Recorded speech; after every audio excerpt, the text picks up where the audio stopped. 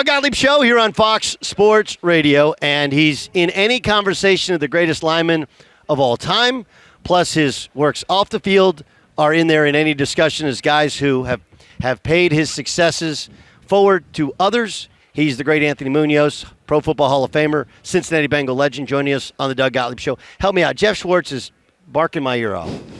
And my point is not that Mahomes didn't get pushed out of bounds. He was out of bounds, okay? But a late hit is a late hit. That wasn't a late hit. Secondly, look, at that point in the game, he's trying to get out of bounds. They're trying to push him out of bounds. You're trying to save yards. There had been Joe Mixon got hit, not even in the chalk. He was well off of the chalk. Yes. In the exact same game, right? Yeah. And Burrow got hit well after he released the football. They didn't call it. If you're going to let things go, especially in that space, you let things go. Yeah. But and people say it's because of your Bengals background. I didn't bet on the Bengals. I'm not Bengals. I just wanted the actual play to decide the game. Where are you in that last penalty in regards to if you were the official, would you have thrown a penalty? In my problem, and I've been asked about penalties, is just the inconsistency of what's called. Right. I mean, you got one guy tackled outside the white, and the other guy he's like torpedoing Joe Mixon, nothing. Joe Burrow, and again, it's tough but I don't know if you've seen the snapshot when Osai is putting his hands on. He's Mahomes. Still kind of in the air. He's half in bounds and half out of bounds. But it's that quick, and I wouldn't want to be an official. Just be consistent. And something that's going to determine a game, you've got to really – I just think the inconsistency of pass interference, of roughing, there's just too many there. Right, and I also think, though, that, look, time and score does matter. And if you're an official, you're the purpose of that call is to protect whoever, right? And it's a late hit. Not a late hit. It wasn't hit there. He put his hands. It was almost like he should have tried to grab him. Because he tried. It almost looked. But like whatever, you're running full back. Speed. What do you? I don't blame him for calling it, but still, it was the inconsistencies of that. The one thing though that I think anyone can feel is Joe Burrow through bad calls, through misreads. Because I've been told look. Some of it's been the line. Some of it's he holds the ball a little bit too long and he's misread some stuff. Whatever. He is unflappable. And it does feel like the Bengals aren't going anywhere. Yeah. Super Bowl last year, AFC Championship this year. Were you convinced right away?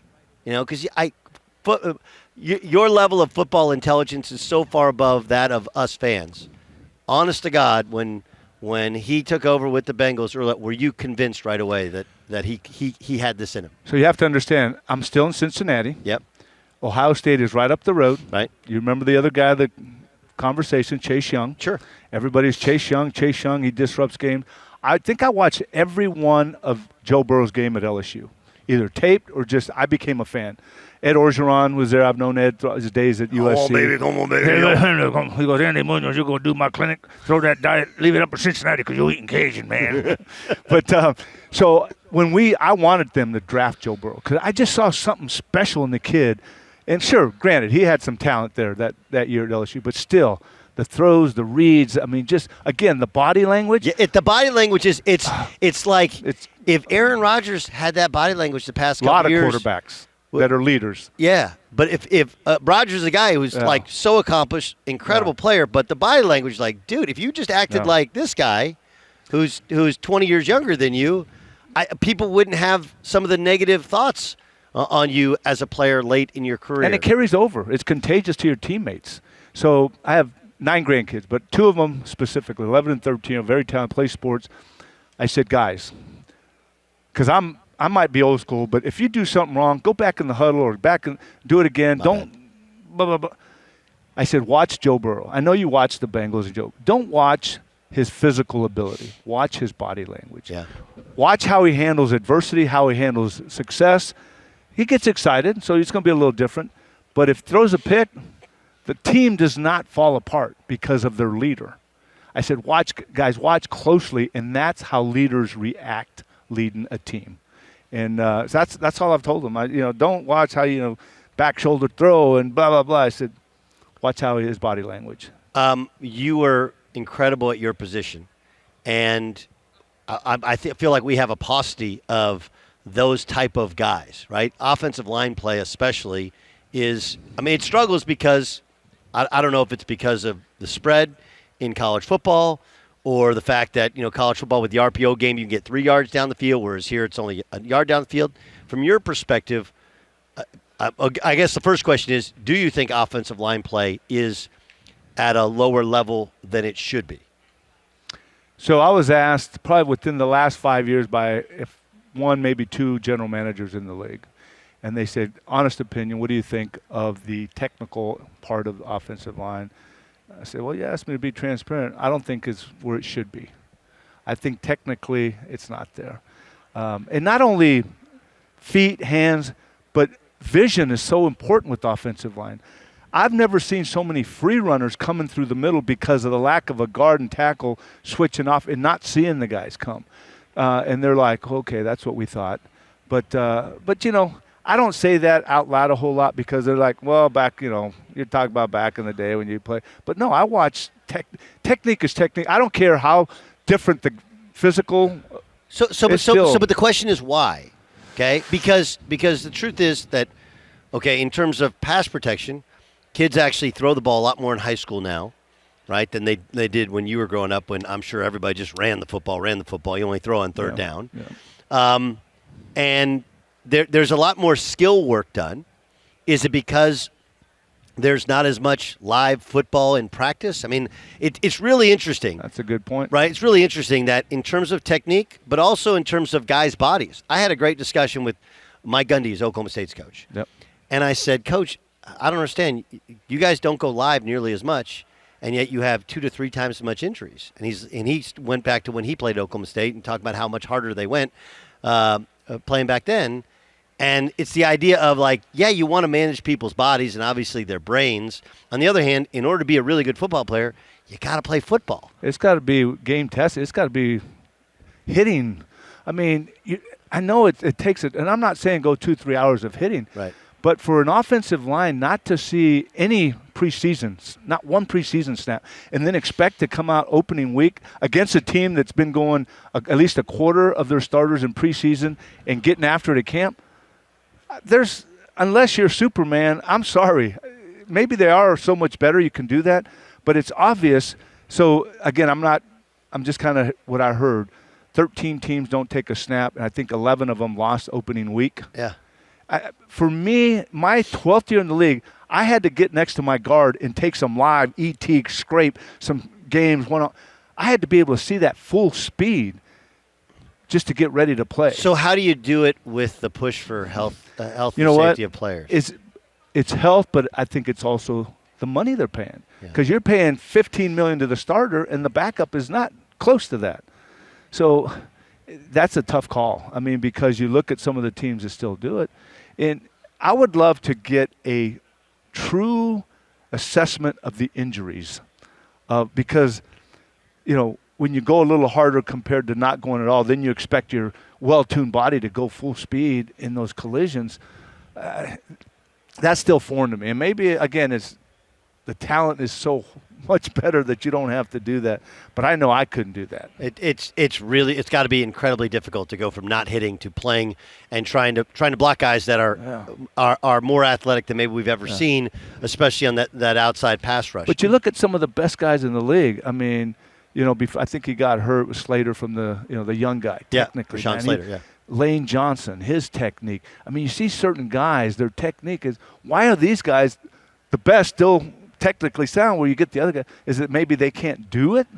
They can't come through and get to that level with the technique they're being taught? Or are they not being? I don't know. It's just, I'm not in there day after day watching. Sure. So it's hard to say if you're not, in there every day watching what's going on. Yeah, your post-career life has been full of good deeds. You have your foundation. I know you do work for the Pro Football Hall of Fame as well in trying to spread the doors open to all sorts of people. What do you take most pride in your off-the-field works? Well, I think it's the opportunity of giving back and really creating opportunities for individuals that might need, some confidence, maybe some assistance. And I guess it comes from my upbringing. My mom raised 5 by herself. We never had a car, didn't have a whole lot. She worked 2-3 jobs to provide for 5 kids. I'm talking labor jobs. I'm talking cutting, picking grapes out in the field, packing eggs at an egg ranch, ironing clothes for our teachers. So I guess the work ethic and responsibility that she taught us really has kind of motivated me to give those individuals an opportunity. Because I had got an opportunity through athletics to go get my education paid for, Sure. to play football at USC when, I would have known how to navigate through the scholarships and stuff, and because I didn't have that at home. So, it's just giving kids, young men and women, an opportunity. There's a lot of talented young men and women out there, but, man, they're helping raise their siblings because mom's on drugs, dad's OD'd, grandma has custody of them. We had one young lady who we gave a scholarship. She thought grandma had custody. She was a ward of the state because that never gone through. We had a couple kids, homeless for a little bit, but, man, they're excelling over the top, and all you have to do is, hey, come alongside. We'll help with some education. We just had a young man who's in his 3rd year of college, killing in college, but he had $600 of fees. He couldn't pay. He was going to drop out of college. And we said, no, hold on here. So we called the school, let us pay for that, because we have a fund together. We have our scholarships, but we also have a fund where something like that, you need a tablet or you need computer, whatever you need, some fees, we're going to take care of it because we want you to finish school. And we have another young man. A lot of them are first gen going to college. This young man was a first generation graduate from high school. Wow. Junior year, same thing, $300 of fees he couldn't afford.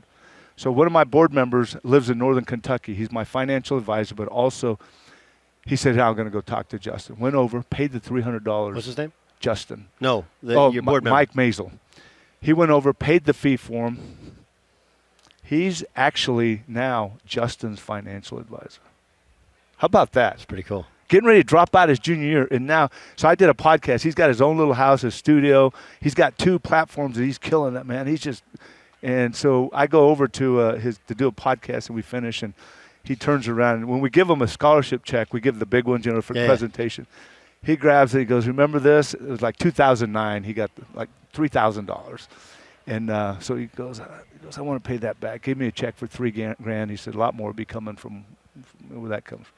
And those are the type of things that you just love to see. Yeah, love to see. That's how you do it. But, that's the work we do. 22 years now with our foundation, hopefully impact young people in that area. You can go to Pro Football Hall of Fame, HOF.com/about, or you can go to MunozFoundation.org. More than anything, one, thanks for catching up with us. And two, Doug, for the great works that you do. It's really, really appreciated. Wow. And I'm sure it's got to not only feel good for your soul, but feel good to see somebody like Justin pay it forward. That's amazing. My goodness. He's doing a great job. And, this other thing, the Pro Football Hall of Fame, not only a member, this is my 25th year of being a member, but now I'm an employee, the Chief Football Relationship Officer, and I get to represent everything about the Hall. My fellow Hall of Famers, the staff, the board, the city of Canton, and do the same thing, relationships with owners and corporate and the league office, and non-for-profits, and just help with what's going on. Hopefully I can add to that, as we build that position now. I've had since last summer, and work right alongside of the new president, Jim Porter, who's doing a phenomenal job his first year in the job. So, for an old guy, I'm energized and still got a lot of excitement about what's going on. Anthony, thanks so much for catching up. Thank you, man. Appreciate it. Appreciate it.